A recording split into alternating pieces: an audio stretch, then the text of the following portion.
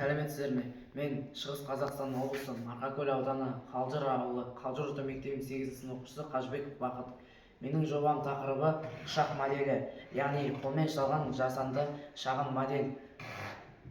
Бұл жоба арқылы мен ұшақтың негізгі құрылысын және оның қалай қозғалатынын түсіндіргім келеді. Ұшақ жасыл сары түспен боялған.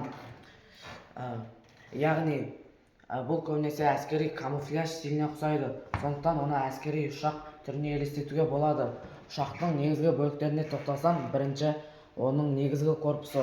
Бұл бөлік барлық жүйені біріктіреді және ұшақтың негізгі қаңқасы болып та саналады. Екінші бөлігі ұшақтың қанаттары. Ол қанаттар өте қатты материалдардан жасалады. Ол ұшақтың арнайы ұшуына көмектеседі. Қанат ұшақтың әуеге көтерілуіне де көмектеседі. Үшінші бөлігі ол ұшақтың ең негізгі бөлігі оның құйрығы. Осы құйрық арқылы ұшақ өз тепе-теңдігін сақтай отырып, оңға және солға бұрыла алады. Егер осы құйрықтың бір жері қисық болып кетсе, ұшақ өзінің тепе-теңдігін сақтай алмай қалуы мүмкін.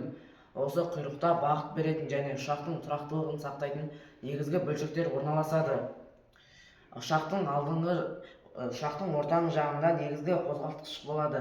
Ал осы менің жасаған ұшағымның негізгі қозғалтқышының қуаты 6 вольт. Ал кәдімгі ұшақтардың қозғалтқышы бұдан да көп болады, яғни олар өте қатты ұшады. Бұл жобаны жасау барысында мен бірнеше маңызды нәрсені үйрендім. Біріншіден, ұшақ жасау үшін өлшем мен симметрияның маңызды болуы қажет екен. Ал екіншіден, осы қанаттың дұрыс орналасуы ол ұшақтың тепе-теңдігіне тікелей әсер етеді. Үшіншіден, мұндай жұмыс шыдамдылық пен дәлдікті талап етеді.